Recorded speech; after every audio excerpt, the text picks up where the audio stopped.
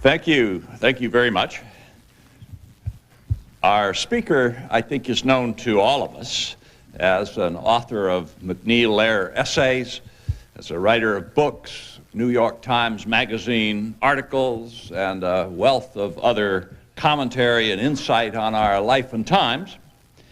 But I knew him first much earlier, in the late 1960s, as a freshly minted Harvard PhD, an avid Knicks fan, somewhat misguidedly, a teacher of Irish literature, a PhD in Irish literature, a teacher of black fiction, a senior tutor in a Harvard house, but almost accidentally, a central figure in the great tragic drama of 1969, when Harvard erupted in violence and anger, recrimination, and became an institution entirely different from anything that most of us had ever known. For most of us, that was a very demoralizing experience. It was so utterly different. It confronted us with students in such a totally different way than anything we knew. It seemed to trample on all the canons of reason that underlay the academic life and everything we stood for. And from that experience, different faculty reacted in very different ways. Many retreated to some private place of their own choosing where they could simply hide until the storm blew over. More than a few, unfortunately, became very reactionary, bitter, resentful, convinced that their colleagues had betrayed everything dear and precious about universities in general and Harvard in particular. Still others, who I think were fearing that time was somehow passing them by, sought rejuvenation by trying to out-radicalize the students. And in their effort to do that, alas, they usually earned only contempt, not only from their colleagues, but from the students themselves, who really didn't want the faculty behaving that way.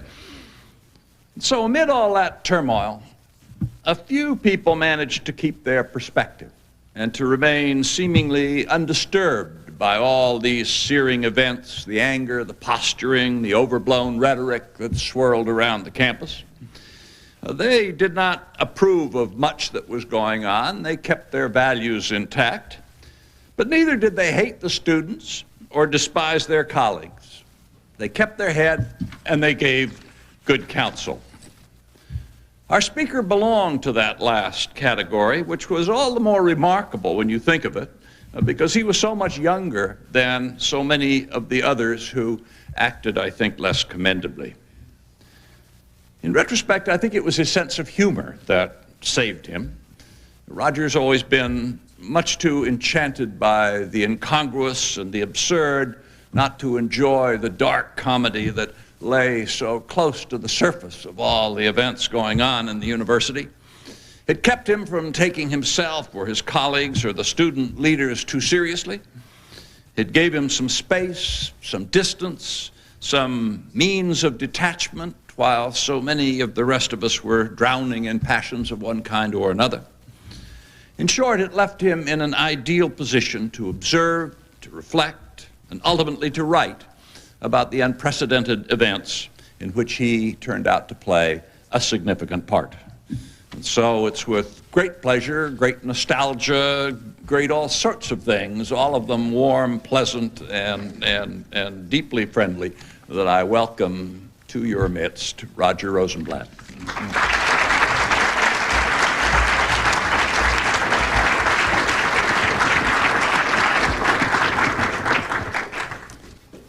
Thank you, Derek. Thank you all. It's odd to be introduced to a speech that is superior to the one that you're about to give.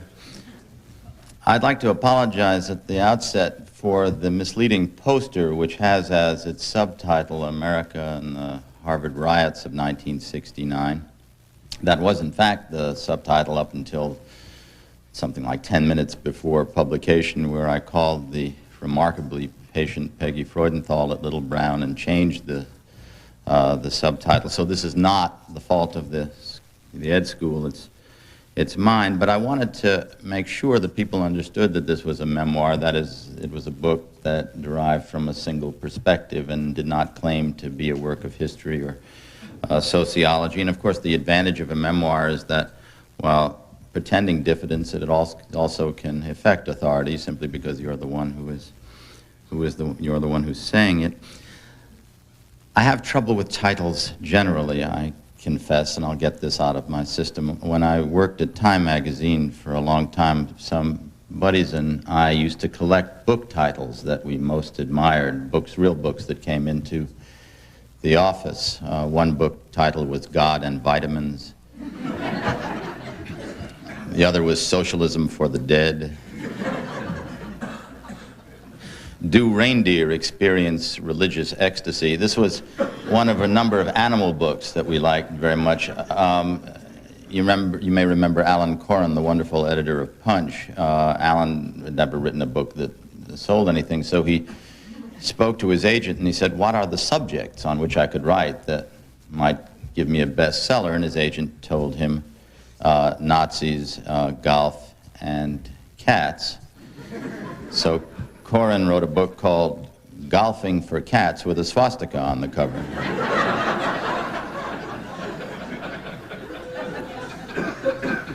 My particular favorite title that came in was 1637, A Year of No Significance. And then there was the book that was the favorite of the boys in the office, computer book, Using Your Wang for Business.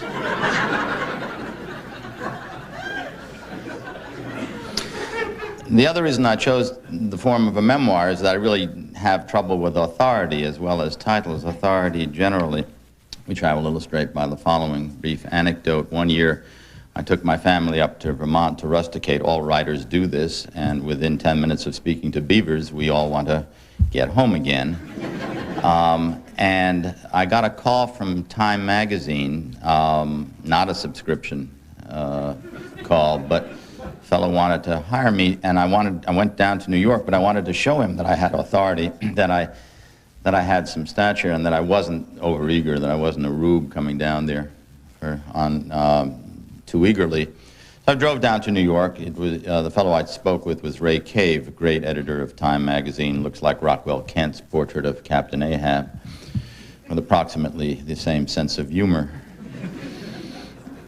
Cave talked to me about salary. It was fine. $50? Fine, fine.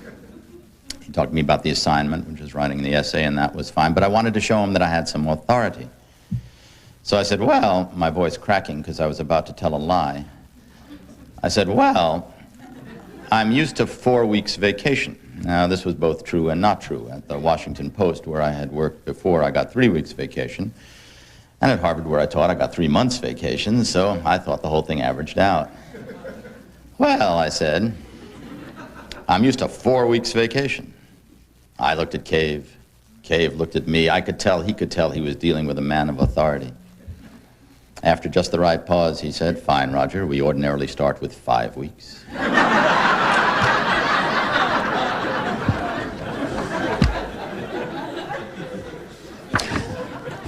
Apart from my small participation in it, I do think, and I know, looking out at many friends and colleagues in the audience who would agree that what we went through in the spring of 1969 was very interesting, heartfelt, painful, interesting.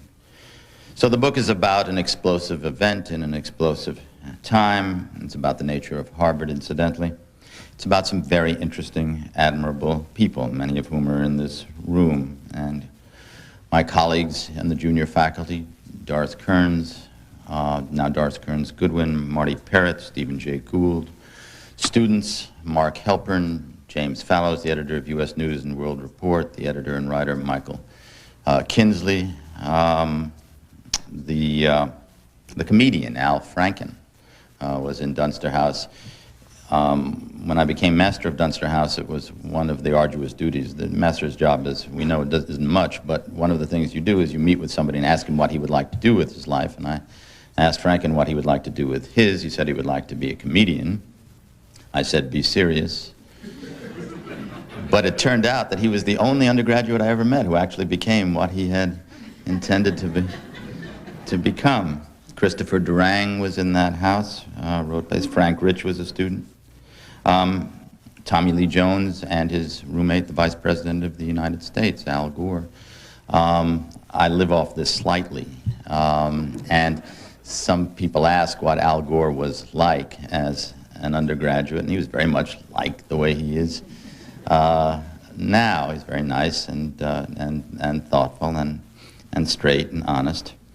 I was going to say and ambitious, but there's really only one more step to take. So I think the ambition was properly muted, but you remember parietals, among other nostalgic moments at Harvard, where I think parietals was a word invented at Harvard. Anyway, the set of rules that had to do with, this was in all male houses, at what hour a man could have a female guest in his room, beyond which he would be breaking that law.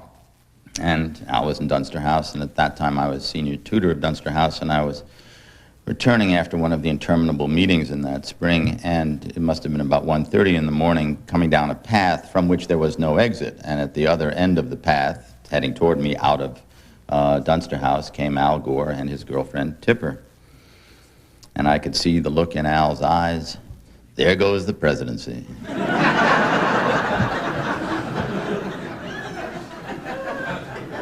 So I pulled the old Harvard trick and said, "Good evening, boys."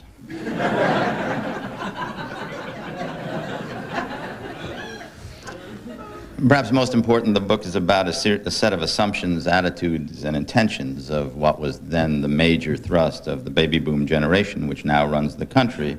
So, in a direct way, the book is also about the country. In sum, it is about what happened at a particular time in a particular place, and about how what happened now haunts America. So let me begin at the beginning. I'll talk for a while about the events, then suggest what the events may mean for us. For me, it began yesterday, 28 years ago, when I was standing in front of Seaver Hall waiting to teach a class in Wallace Stevens. You can't get more world removed than that. I went in, taught my class at noon, came out, and there, directly across the yard, University Hall was taken, had been seized in the interim hour.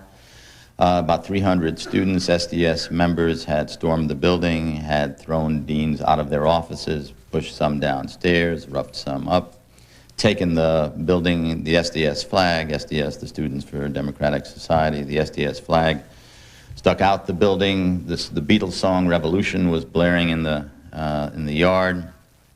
The atmosphere was very tense, festive in an odd sense, but tense too.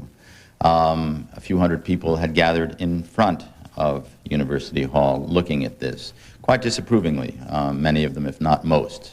Sign, there's a picture in the book, a sign, SDS, get out. I say that because it's important to remember that the atmosphere, while strongly anti-war, almost everyone I knew, including myself, was against the Vietnam War. There was a division to be realized in that time, in that spring. Division between those who were against the war and those who were against the university, and those who wanted to take the university apart as a demonstration of their feelings about the war. So we watched. Marty Peretz told me that he was there, perhaps at a different time than I, and he said astutely that he remembered thinking when he looked at the students who had occupied University Hall that we would never, he said, get the that teachers would never have the reflexive respect that we gave them, again, that this would not be theirs. And I thought this to be a characteristically remarkably prescient remark, because I think that turned out to be true. The atmosphere within the building it really depended on whom you talked to. Michael Kazin, who was one of the leaders of SDS, with whom I spoke, he is now professor of history at American University. Michael said it was a festive atmosphere at times, although there were those who wanted to do some destruction, steal material from files, Franklin Ford's files, Franklin then the dean of the faculty, Fred Glim's files, Fred the dean of the college, and so forth. There was clearly a kind of playfulness involved. Alan Heimert, master of Dunster House, professor of English, told me that, master of Eliot House, told me that an Eliot House student took the building, jumped out a window, went to play in a house volleyball game, crawled back in the window, and resumed his attack on the university. In response to this occupation, the administrative board met. The administrative board, as some of you know, was a collection of deans and senior tutors used to dealing with, up to that point, fairly mild matters of discipline. A collegial board meant for a collegial university in collegial times. Ted Wilcox, who was a member of that board, told me that he always wanted to invent a board game like Monopoly that was called an administrative board, in which the players did essentially nothing. It was Wilcox, too, who invented the collective noun for deans, a dither.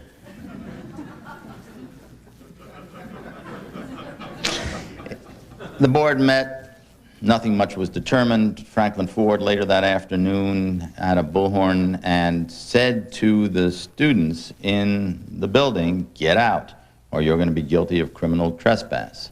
About 20 students did leave, no more than that. Now things were getting quite tense. The gates to the yard were locked. That did not happen. And we went into the evening not knowing what would happen. I went back to Dunster House, and I remember meeting with the students in the dining hall, and it was clear that most students, again, while disapproving, obviously, of the war, strongly disapproved of this as a tactic. And so I think it would have gone. That is, I think this would have fizzled. But overnight, Nate Pusey, who always took direct responsibility, manfully, for what seemed to me and some others to be a wrong-headed decision, called in the police. And shortly before 5 o'clock on the morning of the 10th, this very day, the police from 3 different cities with riot gear headed up those stairs and bloodied a lot of Harvard heads. The vehemence of it was something to see, informed partly by history. These were the grandsons of people in a town-ground relationship who had been looked down upon by the privileged Harvard students. And with some odd combination of history and biology, were striking back. More practically, they were the uncles or the cousins of young men who were being drafted into that war, whereas the people in University Hall were not. So put those things together, and the fury of that bust seems almost reasonable. Anyway, it certainly didn't seem reasonable to anybody at the time, and the kids were carted off to jail. A great many students met in Memorial Church to call a strike. That act, the bust, really changed the political atmosphere of the university at the time. And so a strike was called. Strike, as my friend John Dunlop always reminded me, I don't know why he did this, I think he just did it to amuse himself, but every time somebody said strike, he says, "No, it's not a strike, it's a boycott. You cannot strike. It couldn't possibly be a technical strike." It was a boycott of classes that was voted. Faculty met. There was a vote on ROTC. ROTC, I should have said earlier, was the immediate cause of taking over University Hall to get ROTC off campus, ROTC because of its connection to the war. Actually, Harvard had a much better record with ROTC in that regard than most other places. Even The Nation had an editorial on that long before this had happened.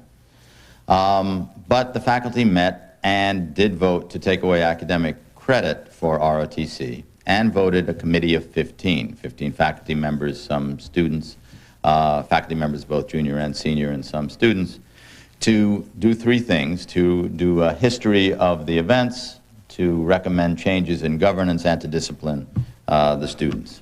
When those 2 things happened, that is the vote to to take away credit from ROTC and to establish this committee, which in effect usurped the power of the administrative board and was the faculty's way of saying, we will handle this.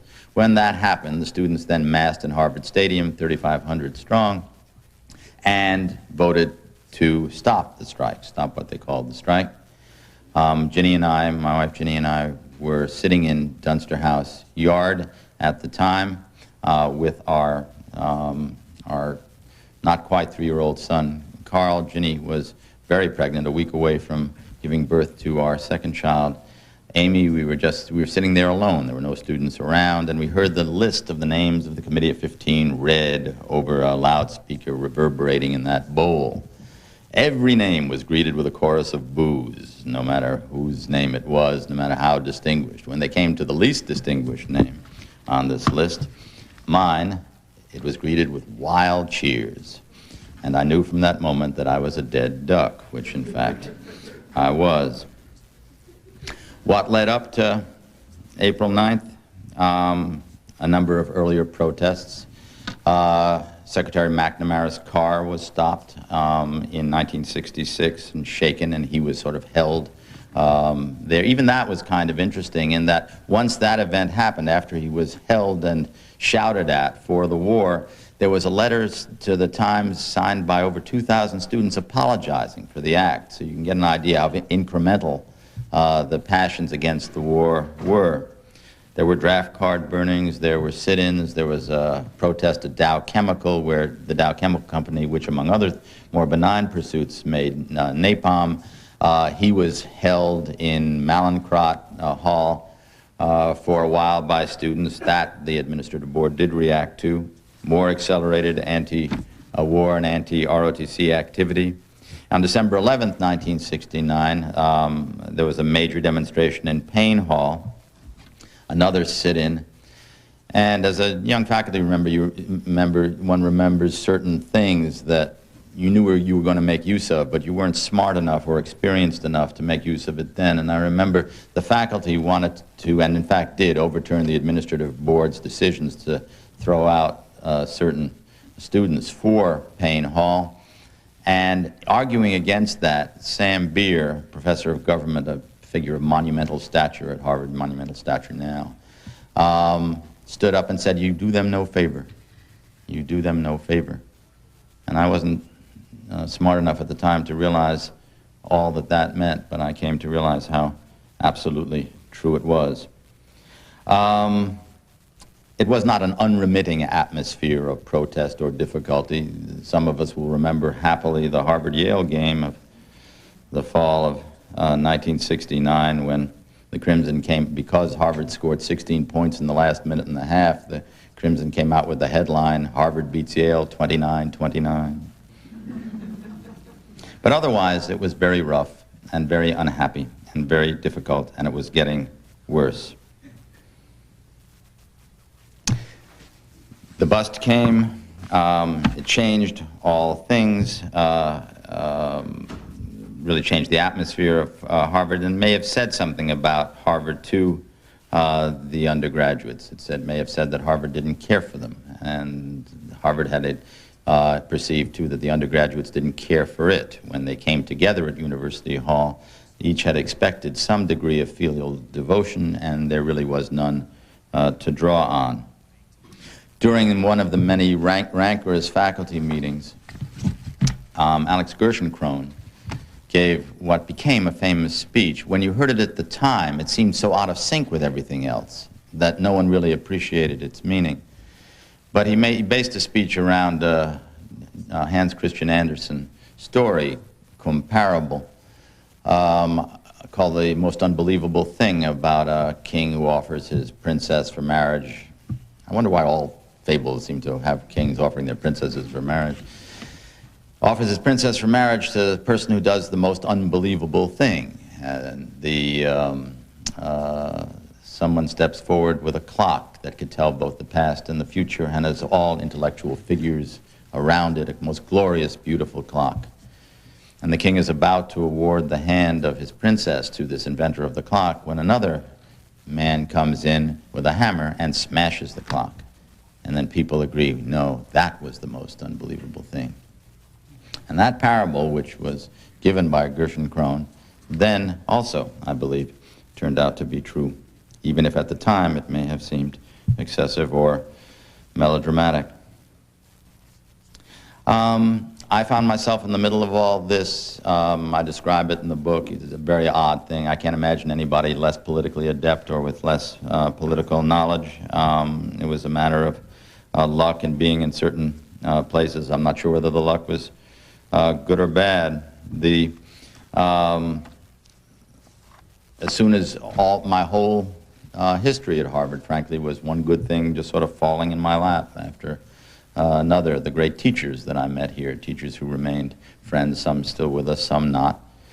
Jack Sweeney, who taught the modern poetry course, which I inherited. Jack is now dead. A great man and a wonderful natural teacher to whom no answer could be wrong because he always had a way of incorporating it into something sensible.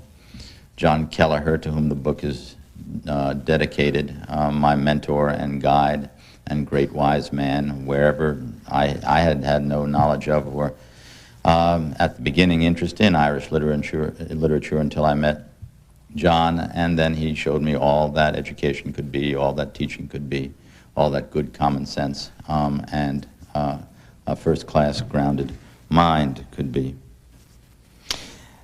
I became senior tutor in Dunster House. I began to be known as someone you could go to in trouble, always a very dangerous thing, a too sympathetic fellow on the administrative board. Particularly, I could get anybody off for murder. Actually, I wasn't alone in this. There was a technique in the administrative board that went as follows. Let's say that a fellow named Fred is about to be expelled because he has had 30 terms in a row of failing. And you are Fred's senior tutor. So you get up there and you say, I could not agree more. I am on your side. I have never been more furious in my life. I packed Fred's bags myself. I want him out of here. He's been a disgrace to the college, a disgrace to higher education, and I don't care what happened to his mother.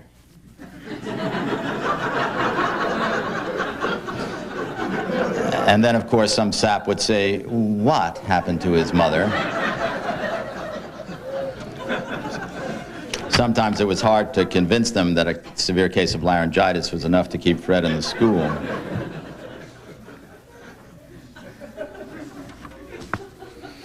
Anyway, just to continue the narrative a bit, the Committee of 15 kept meeting. Called the SDS students to testify, but they would not testify. They protested against the committee. It was eerie. In a sense, in empty halls, trying to go through proper procedure. The leader of the Committee of 15, in every way, was John Dunlop. Indeed, many people in this room will confirm this. John Dunlop held this university together. He and he alone held this university together during those years by a combination of cleverness and wiles and experience, and most of all, high moral courage. I say in the book that if John's gifts of manipulation were in a less principled mind, he'd be the most dangerous man in the world. But he was not. He was the most valued man here. I still hear John say, we were walking through the yard, and a great labor negotiator, and I said to him, I understand that they've discovered instances of life on Mars, John. He said, more worlds to negotiate. Faculty caucuses continued to meet, rancorous faculty meetings. The faculty was divided between liberals and conservatives. The faculty went at each other, went at one another. Old scores settled with one another. Old scores settled against the administration. During another faculty meeting, the great classics professor Herbert Bloch stood up and asked that the Harvard flag be placed on stage at the Loeb Theater. The Loeb Theater was the only place large enough for all those faculty meetings then. It was a touching, symbolic, and decent act in what was otherwise an atmosphere of real chaos and real destruction. There was one incident I'd like to remind you of, because I think it was an opportunity missed. We were told, the faculty were told, that there was going to be a planned attack on Widener Library. Oscar Hanlon, I remember, called me. Oscar, another monumental figure of monumental stature at Harvard then, and asked if and he certainly disapproved of my politics, but said, would I join him in Widener and a number of other faculty members just to be there in case there were in fact an attack on the building. And we all met, of all stripes, young and old, left and right, all of that would kind of evaporated into a scene in which people were in the place that meant the most to them. I mean, really the most, in the House of Books. And there was no attack. We met for 2 or 3 nights. There was no attack, and perhaps people thought we were being melodramatic and silly and thinking that people would attack the great library, though I assure you at the time it was not all that improbable. Had we taken advantage of that moment, had we been said to one another, is this not what we're here for? Is this not what they are here for? And might we not stand up in faculty and start reminding people what are those liberal values that we cherish and by which we live? I think the rancor among the faculty would have dissipated, and we would have been able to do something useful for the students as well as for ourselves. Regrettably, that didn't happen. By the end of May, the atmosphere in the place was manic. Ho Chi Minh posters all over the place. The grass in the yard was beaten into a dust bowl. I began to have my own doubts then whether a university was really where I wanted to be for the rest of my life. Committee of 15 finally made its decisions, and that was with some difficulty. There were differences of opinion. Some of us just wanted to make sure that, for I think the right reasons, that nobody was going to be thrown out permanently for this, but nonetheless that there was going to be some severe reaction, that is expulsions for a term, 2 terms, 2 years, for those who would shove people downstairs. I must tell you, incidentally, and it's hardly the most important thing that happened during the time, but since it was my life, it was important to me. I began as somebody who really took advantage of the ambiguous look. The teaching literature gives you that tendency to be ambiguous and to say that everything has lots of meanings and there are lots of choices and things. And one of the things I learned over that time is that ambiguity is fine if you're talking about Wallace Stevens, but it ain't so fine if you're talking about shoving people downstairs. And therefore, over that 2-month period, I and perhaps some others realized it was time to affirm some things that were to be countenanced and some things that were absolutely not. So it was a clarification, an individual clarification for me. We delivered our decisions to a large faculty meeting. It made a lot of news. It was a big deal. I embarrassingly found my silly face on the page of the New York Times, having delivered the resolution of rights and responsibilities. This was a statement that never really was as effective as it ought to have been, but it was effective enough to give some basis for what was right and what was wrong and what the university believed in and what it did not. I had never thought that I would be put into the position of doing that, but being young and stupid, Dunlop said, I'll have him do it, and so I did. Then Stanley Hoffman, after that meeting, Stanley, with all good-hearted intentions, said to the SDS outside and to the whole Harvard community, whatever in fact that was at the time, that we ought to, that is the Committee of 15, ought to make ourselves available in a public forum to explain our actions. So the next scene that evening is all of us sitting up on stage in Mem Church with Milton Katz sitting in the front. Milton was a wonderful fellow and spoke very precisely. It was almost comic, but it wasn't comic that night. And we're sitting in 2 rows. I was sitting next to Stanley, who had arranged this thing. The place was packed. It was so hot. Every pew was filled. There were hundreds of people outside the church ready to get at us. And we were sitting up there like sitting ducks. And Milton said, as if this was going to be a civilized event, we'd now like to entertain some questions from the delightful group. And then I can hear the noise still. a scream and a scream, not a shout, not like a ball game or an anti-war rally, but a scream that moved through generations, was hitting us and hitting other people, hitting mysterious things. It was the howl of that generation about to come into its own, and it's the howl of that generation today, in some sense. Stanley, I must say, sitting next to me, had enough humor to say this. In the middle of this screaming, he turned to me and said something that was made funnier by his French accent. "You know, I've had better ideas."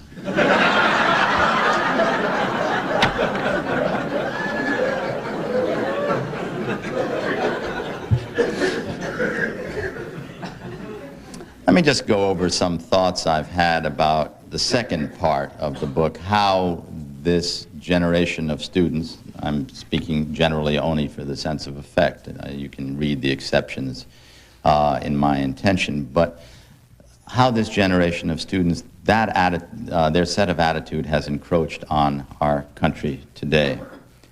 For one thing, institutions. One of the things that Marty and Steve Gould and Doris and I realized that we didn't belong to the generation with which we wholeheartedly sympathized on many things on the basis of what we thought of the value of truly valuable, demonstrably valuable institutions, such as universities. So we were confronted, and one reason that it was a little more difficult for us than we thought it would be, and perhaps instructively difficult, we were confronted with kids with whom we wholeheartedly disagreed about taking a university apart because you believed that the war was wrong. To the contrary, we thought the university was the kind of a place where you'd most express one's feelings most effectively, perhaps do some good. We didn't believe, in short, in taking things apart unless we had something to put up in its place. Most of us had grown up in what was, for most of us, the proudest moment of our growing up, the Civil Rights Movement. And the Civil Rights Movement had a couple of things attached to it, one of which was, if you tear something down, you know what you want to put up in its place. And the other thing was that if you are going to disobey the law, you're going to expect to be punished for it. Indeed, that was part of the deal. Frankly, it was part of the strategy. If you were punished for it, if you were carted off to jail, if you were slapped by a cop, then eventually someone would not want to do this, and there might be people to protest, and then somebody would say, no, I want a law in place of the wrong law. And we would have built something, in fact, which happened, in place of the thing torn down.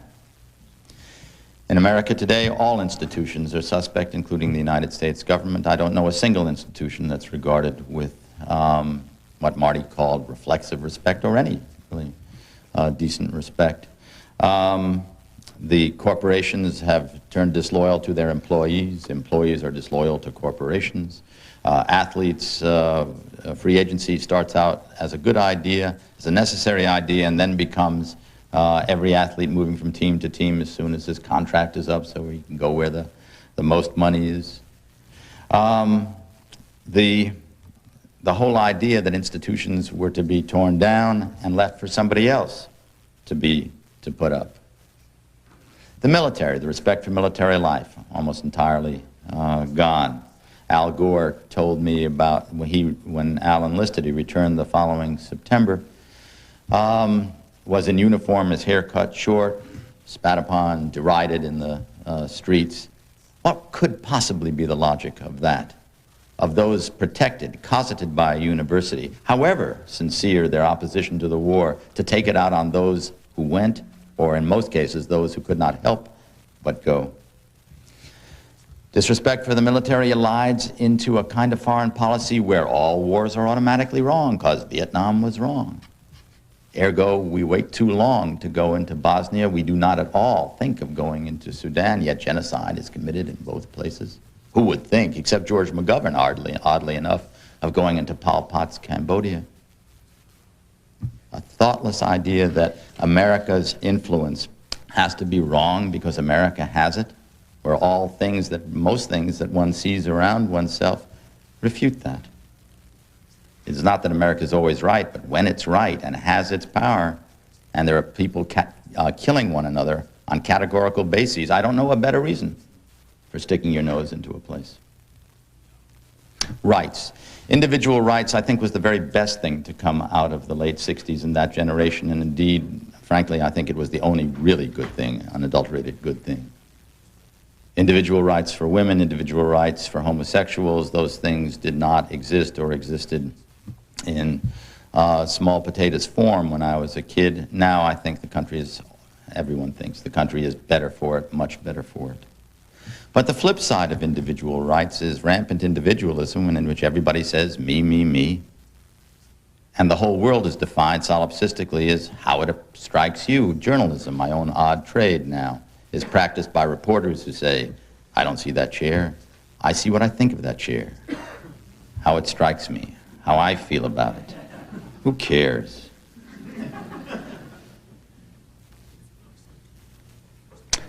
Sympathy. Sympathy is a wonderful thing. We are taught to be sympathetic, and indeed we should be. But sympathy as a modus vivendi, is a way of living, becomes also a dangerous thing, like gargantua, a very dangerous big baby.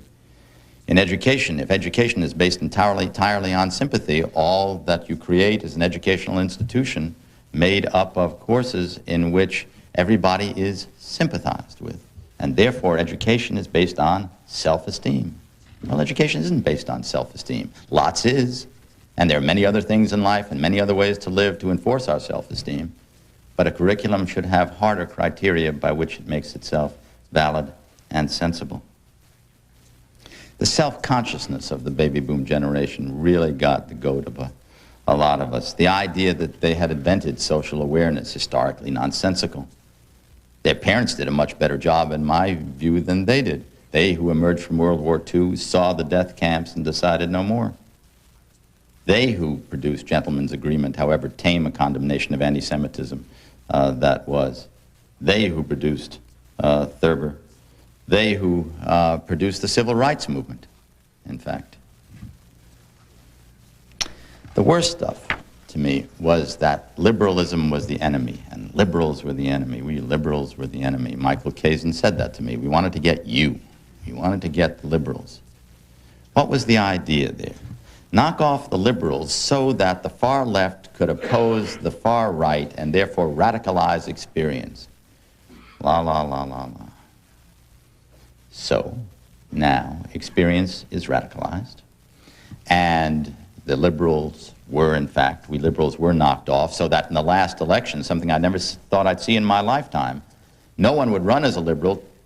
To the contrary, you would name your opponent as a liberal on a poster or on a button to bring him down. Oh, he's a liberal. You don't want to vote for him, he's a liberal. So you knock off the liberals, you encourage the existence of the far right. What happened to the far left? What happened to the left at all? After all this was achieved, all that was left was the far right calling on the agenda, shaping the presidency in many instances, much to its shame. Censorship and neo-Puritanism, all of that comes from shooting down liberalism, and we have that too.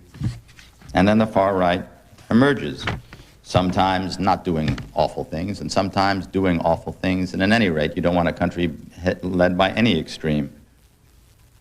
The only good thing that ever came out of the right, to me, was the language. God, I miss George Bush. I remember you remember when Bush said of Václav Havel, then president of Czechoslovakia, he praised him for living or dying, whatever, for freedom.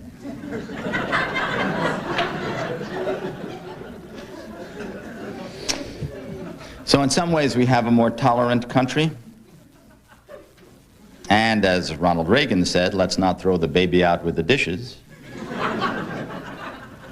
Still, the effect of the 1960s has been, to my mind, a very mixed bag, and I think the total effect has generally been lousy. Some of these things I felt clearly at the time, some of these things I came to more recently or dimly suspected then. I knew the times they were changing, and I did feel that they were not for the best. On June 9th, it was over, but it was not over. You should hear or seen the letters of some of the faculty members and others to whom I wrote about this book, the rancor, the bitterness, the sorrow, now, 28 years later. And great people we're talking about. Archie Cox, Oscar Hanlon, Jim Wilson, Bill Alford, and others, and the students too. Ahead for the country after June 9th was Kent State and the Christmas bombing of Cambodia and all the pain that followed. Ahead for Harvard was more strife, but fortunately the selection of Derek Bok as its president, they could not have had a better president for a more difficult time, who was able to carry the place on his shoulders after John Dunlop did on his. And to choose a university lawyer, which was a sign of the times, but fortunately they chose the best possible man available in Dan Steiner, who would combine a humanistic attitude towards those things legal. When I first thought of writing this book, I told Dan, my old friend Dan, and Dan said, "Why on earth would you want to revisit all that?" I don't know, I guess. To learn more about myself, to learn more about the past, to try to get the past in order. This is what we do with our lives in order to tell stories to one another. Finally, I should say that Harvard is sometimes treated severely in coming apart. It is treated severely because it is a great place, and who would not want it to retain its greatness? It can take criticism by better people than I. My 11 years at Harvard were some of the happiest in my life because of the people I met. Marty Peretz, who remains a lifelong friend, as does John Kelleher, and Sam Beer, and Walter Kaiser, and Dan, and Alan Heimert, and Derek, of course, and many more, Herschel Baker. The people and the learning that never left. It couldn't go. It was too ingrained. It was too important. The reverence for learning and the attachment to history and the past, the sense of something larger than oneself. I miss that in our times now, too. The sense of the big cause, the sense of the thing that matters. And yet, with all this, the essence of the place was so simple. In the midst of the strike, Harry Levin, another monumental figure, a great monumental intellectual figure, decided that he didn't want to cross whatever picket line was real or imagined, but he would want to teach his courses. He would not want to give up teaching his courses because that was his calling and that was his duty. So he taught outside on a lawn. And he met with the students sitting around him. And I saw him do this in his, hardly a young man, in his three-piece suit, sitting on the grass, with these students sitting around him.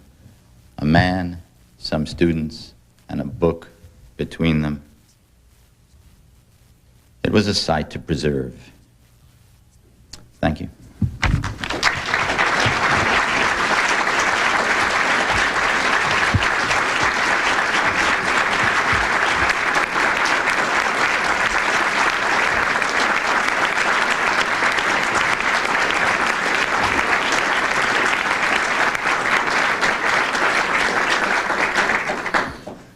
Now I'm advisedly happy to receive questions. Yes.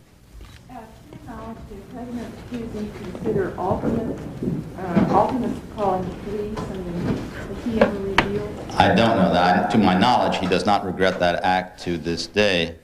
Nate Pusey was one of the most interesting, everyone was interesting here at the time, but Nate especially, because it was too easy to write him off as, was that character in Conrad, Captain McWhirr, who only goes straight no matter what. He was more complicated than that, and he had his sense of principles, and he believed he was doing the right thing. He certainly didn't want to bloody any heads for the sake of bloodying heads.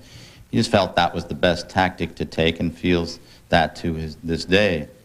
But he was looked upon as the enemy too. Oddly enough, not just as the enemy because of the bust, but the enemy because he had a liberal reputation too, and a somewhat sullied liberal reputation. Many faculty members at the time realized that that act of the bust was going to change things. Nat Glazer was one and said so. But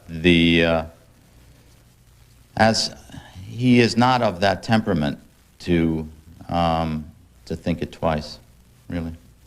And there are such people. But in that particular instance, it caused a lot of difficulty here. Maybe it brought things to a boil that needed to, but it caused a lot of pain. Yes? What kinds of leaders do you think did deal successfully with the problems of the 60s and who emerged with any kind of credibility? I don't know the answer to that. I don't know. Within the university, there were such people as Bach and Dunlop and others whom one could admire because they never talked about moral principle. They talked about how solving problems. But because they were moral people, the solution of those problems had a moral character to them. And we were all grateful to them. I don't think anybody at the time realized how grateful they ought to be to John Dunlop during those years. It would be nice to see that expressed at some point, or perhaps it has been in the interim. You cannot imagine the rancor, the pettiness, the foolishness that was going on at the time. And he saw through it. Oh, and he held the place together. Yes, sir. Well, a little more on why you think the opposition to the Vietnam War, from what was a fairly small part of that age group, has had such a great impact on the situation we now have today. There are a lot of other events in the meantime, Watergate, for example, which have contributed to our disrespect for institutions. Yes, and I think Watergate justifiably contributed to a disrespect for institutions because the central figure in it also had no respect for or showed little respect for the institution, the important institution he held. The opposition to the war wasn't by a small group. SDS was a smaller group within the university that had in its mind certain tactics attached to anti-war activity and other activities, including a quite unrealistic alliance with the workers, alliance with the blue-collar workers, which the workers would have nothing to do with. But the students themselves were against the war not only and this is not to condemn them, this is quite reasonable to me, not only on ideological grounds, that they didn't want to enter a war in which it seemed murky as to why one would do it. They were afraid. Now, who would not be?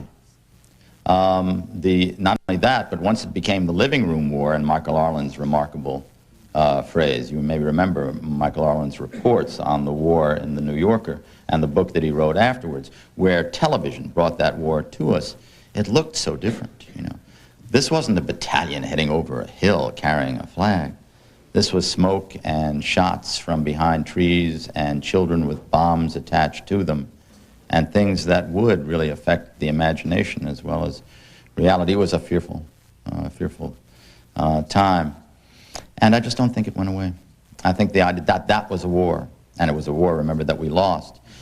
SDS would like to say that the student demonstrations stopped that war, and to some certain extent that is true. That is, that the continuous demonstrations in campus after campus after campus had its effect, and the living room war aspect had its effect. But one must remember the Viet Cong had its effect in that war.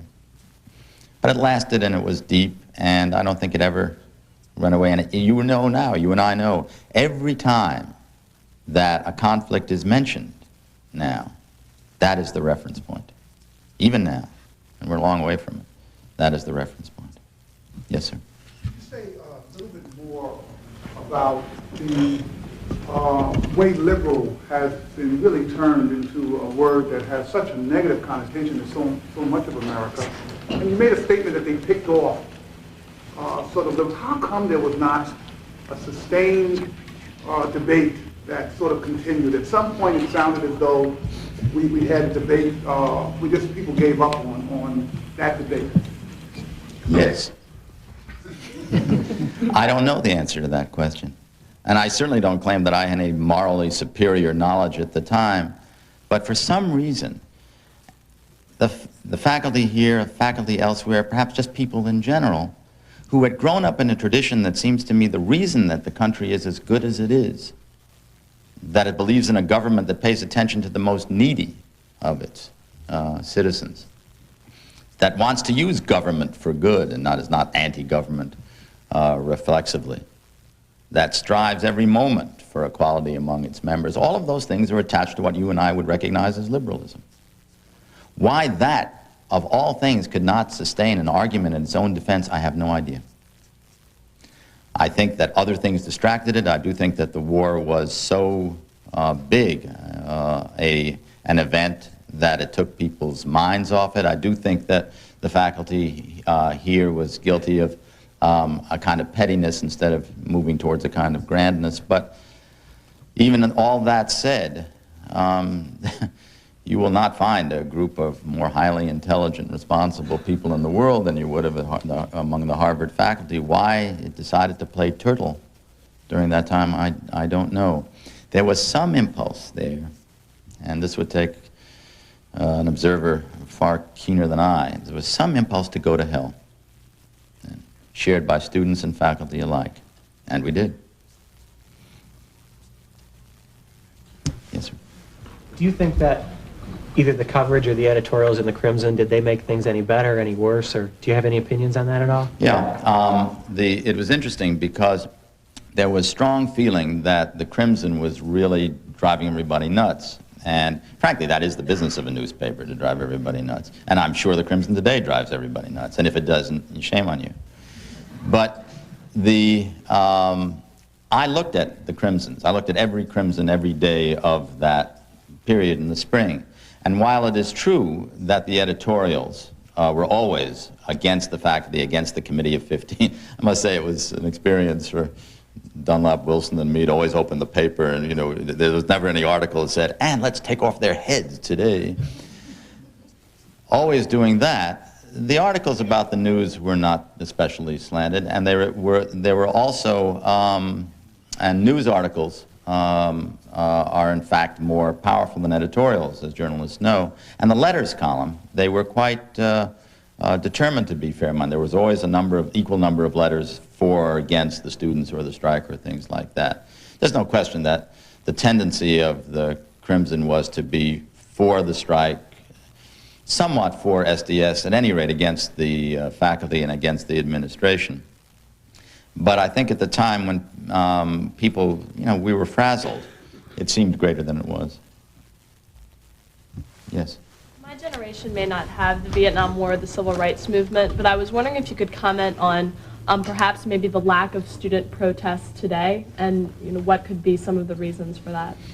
I think you probably could comment better than I, but America always goes through quiescent periods in which things are pretty good. The economy is pretty good now. A number of the other indices by which we judge how well we're doing are pretty strong. I don't see why the young people would not be responding to that. I know that of our children, one almost in his 20s and the others also young within that decade, have grown up in a much more fearful atmosphere, not for Vietnam, but for their own futures than we did. When I was growing up, really it was wide open. I expected scholarships, we expected jobs. I didn't remember anybody thinking that we weren't going to earn a living. And I think frankly, I think it's had a salutary effect, because if you don't think that the world is made for you, you're going to behave yourself a little more. That being said, I must tell you that since the history is quiescent periods, those quiescent periods are always followed by some eruption. So deep in your dark soul now, there may be a figure rising. Yes. Do you think that the university compromised its ability to educate or just to administrate? Did then? Yeah. The administration was at fault for, if we call the administration as you have to for the bust. I think the faculty was at greater fault. I say that in the book, not its failure to educate in terms of the disciplines with which we were entrusted, but in its failure to educate the way we were talking before, to stand up for things in which I knew they believed. You know, this wasn't a secret. When I talk about, I can still see Sam Beer standing up and say, "You do them no favor."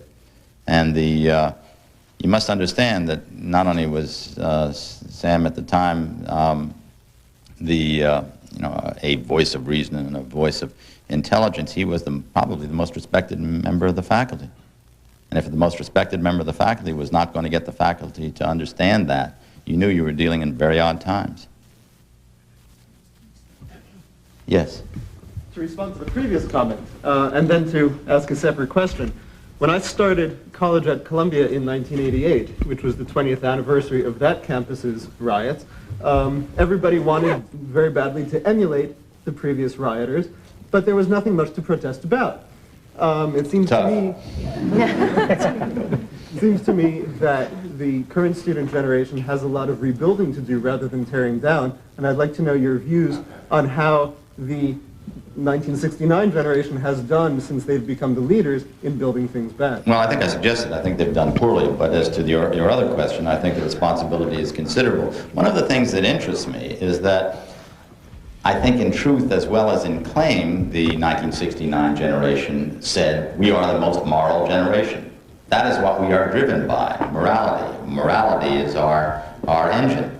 Well, if that has been so, where's the national interest in the poor these days? If educational institutions were to be torn apart, where is education in the country today? If there is one problem, you and I would agree that the country has really failed at in the years since you've been in college, it's education, public education in this country. So I don't think you have to look very hard for the areas in which there is work to be done. But it always interested me that the generation that claimed to be the leaders of such thought seemed to disappear. Not entirely. Individuals I know have done very good work, have not felt that they've betrayed what they believed in, have not betrayed, in fact. But I'm talking about the mass movement. I'm talking about a way of thinking about the country. I'm talking about problems which are not secrets to us, and things that it would be nice to address. I come back to this idea, and I don't mean this in any kind of flimsy nostalgia, of the big issue, the big problem, the thing that doesn't isolate the country, doesn't make you feel like cyberspace, for example. Cyberspace is the invention of the boom. Well, that's fine. But you will remember the call of the late 60s, tune in, turn on, drop out. If you attach that to that machine, you are tuning in, you are turning on, and you are dropping out. If you're not dropping out, literally, you're dropping into a stratum of fellow militia members or fellow chess players, but you're home, you're apart. The idea of a collective, again, of some purpose larger than oneself and enacting on it. The problems exist, it's just the will and the leadership. Yes, sir? What impact do you think it's had on what is now the Harvard experience, or Harvard? What, did it in any way transform Harvard from something to something else? I don't know that, because I have my happy sporadic visits. Our oldest son, Carl, was a graduate in 1988, and I used to come then.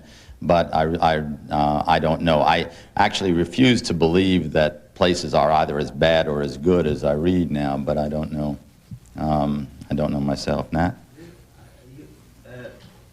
I probably have the dates wrong, but out of these events, there was created the African American Studies Department. That's correct. And does that play a part in your book, yes, or in your discussion? How did those issues come in? The question is about the African, or what was then called the Afro-American Studies Department. I think that was the low point of, I mentioned the rancor in the faculty and certain capitulations, and I think, and others do too, that was the low point of events of the faculty.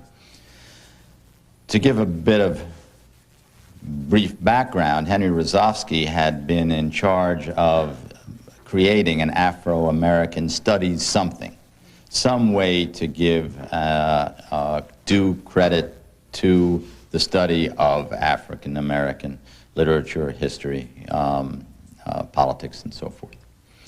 He had worked on a committee. The committee came, this was earlier in the year, a committee came up with a series of recommendations.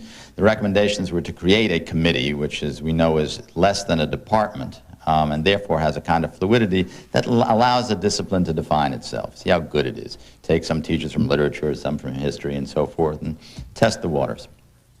Then, if it seems wise to make it a department, you make it a department. Some great studies at Harvard never became departments. It wasn't all that important. Everybody voted on it. The faculty voted on it in February. Come that that spring, after April 9th, the students who had been involved in the Afro-American committee in that decision, not all of them, but some of them, partly out of frustration because no appointments had been made, and partly because they were able to act in an atmosphere of intense radicalization in which anything seemed possible, decided that they didn't want this committee after all, even though the faculty had voted it. They wanted a full-fledged department. More than that, they wanted to be able to vote undergraduates on tenured appointments. Now this happened nowhere else in the university. Junior faculty did not vote on tenured appointments, obviously, much less undergraduates. Anyway, comes this faculty meeting, which one of the things was there was one African-American student standing out in front of the faculty with a cleaver in his hand. And I suppose some people actually thought that had the vote gone the wrong way, this guy was going to run amok among the faculty, lopping off heads. But in fact, the way the faculty behaved, he didn't have to lop off heads. The heads came off on their own. The same faculty that had voted a committee for African American studies 2 months earlier said, sure, why not? Not all people, not Frank Friedel and not a number of others, but the faculty said, well, the students want it, it must be good. We want to entrust them with this. They have shown themselves able to handle this. This was pure nonsense, pure nonsense. Nobody had shown himself able to do anything. Nor did, what the faculty could have done was saying, you're absolutely right, we haven't acted fast enough on this, let's make some appointments and make sure this committee gets going. I'll tell you why I have a certain vehemence about this, because I taught the first course in what was then called black fiction and black literature in the college, and I took this stuff seriously. That is, I learned to take it seriously, thanks to my students. We took it seriously, and therefore they and I would like to have been part of some structure that said it was going to be taken seriously. That was not to be. Faculty blithely said, okay, if you want it, you take it. What resulted was the creation of a department that failed for 10 years before they got an able person to take it over, and now, of course, it flourishes. But that's 10 long, expensive years, 10 painful years for undergraduates who would like to have taken valuable courses. I must add, as I see myself getting caught up in this, I'm giving my opinion of this. Others would have different opinions. But I thought this was a total waste and a real insult to the students, too. And, if you must know, I also thought that in some subcutaneous way it was triage, much the way the cops in Washington look at black neighborhoods and say, kill yourselves off and let me know when it's done. The idea that I'll give you all the power you need, or I'll give you the rope, hang yourselves. Because nothing was to come of that, and nothing did come of it, in fact. And very decent, smart people, undergraduates, who wanted a department, who were worthy of wanted a study, who were worthy of a context of study, it was taken away from them for a long, long time because people were careless. Again, the same answer to your question, why? I don't know why. They were careless. And, I come back to you do them no favor. There are stiff penalties for that. One realizes that over time. Yes, sir? Small personal question. Given the enormous expectations students were placing on you, did you ever come to feel that you had let them down or betrayed them? I did feel that, and in fact, I did betray them. One of the things that I learned about this, the question was, given the expectations that were on me as a member of that committee, did I feel as if I betrayed the students? I did. One of the things I learned was that there were certain things in which I believed, and therefore I ought to act on them. And one of the reasons, frankly, that I think that John Dunlop said, you speak in front of the faculty, you present this, he said, yeah, are you ready to be a man or not? It was a little late for a bar mitzvah, but not entirely late. And I'm grateful to him. It was hard. I didn't like the idea of feeling like a traitor, even though I thought I did the right thing, still think I did the right thing, because nobody likes to do that. Students expected something of the sympathetic faculty member, and they didn't get it. But I was still young enough to believe that the most important thing in the world was to be loved. And as you grow up, you learn that, while it's nice to be loved, that is not the most important thing. One more question. Yes. You talked about the one valid contribution from that area as being the idea of individual rights. It seems to me that what has happened has been precisely the opposite, that it's been an emphasis on group rights. Well, it's the same. You're right. Yeah, I mean, what we are saying the same thing. Individual rights and the rights of the individual then are now assumed as a group, and I don't like the idea of everything becoming a cause or a lobby, if that's your implication.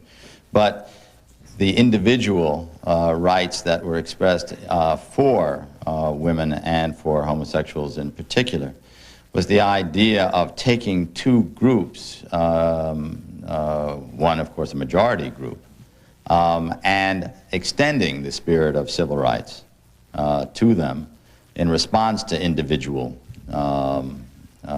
inequalities, and making sure, insofar it was as possible, that they would rise in the Republic and just be treated fairly. But you're right in terms of proliferation of group rights that also spilled into difficult things. But before that spilling, or apart from that spilling, I do think that one must give real credit where it's